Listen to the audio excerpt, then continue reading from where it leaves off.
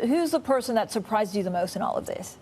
Well, obviously, Ivan Glasenberg is one of the most colorful characters of the industry. But to me, the very interesting times were to talk to some of the old hands of the business, people who were the Ivan Glasenbergs of the 60s and the 70s and 80s. And some of them, they are 90-year plus old, but they are sharp. Their mind is very focused, and they tell you the stories of dealing with Saudi Arabia during the oil embargo, or the very early days of commodity trading after the Second World War, where everything was done by telegram, and where traveling around the world was a bit of an adventure. I mean, traders sometimes, we interviewed one trader who was 93 years old now, and was telling us about leaving home for 3 months for a trip to Africa.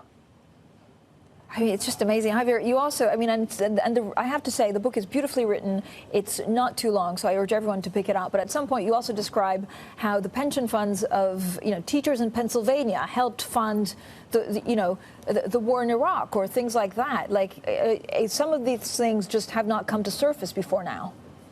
No, we reveal, for example, how American pension funds, was Pennsylvania, West Virginia, South Carolina, a few others, were investing on a vehicle through the Cayman Islands that was controlled by Glencore. And that vehicle was used to finance oil trade in Iraq, which has big political implications because it triggered a conflict between the Kurdistan region in the north and the central government in Baghdad. So that's one of the areas where you see, the traders having a political impact, but also engaging more and more with other investors, with institutional investors, even pension funds. And in many cases, regular people don't know even about the existence of their names.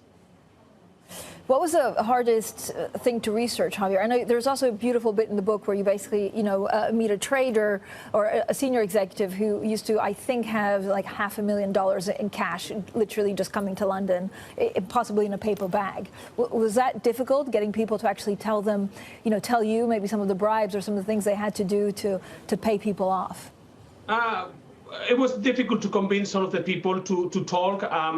Tracing the history of the traders was very difficult. These companies don't usually like to talk a lot, and there are very few publicly accessible archives.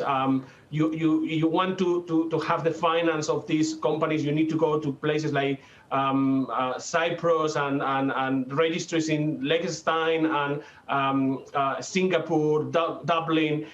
So getting a lot of the financials was difficult, and then convincing everyone to speak and to convince them to speak on the record with their names was very difficult.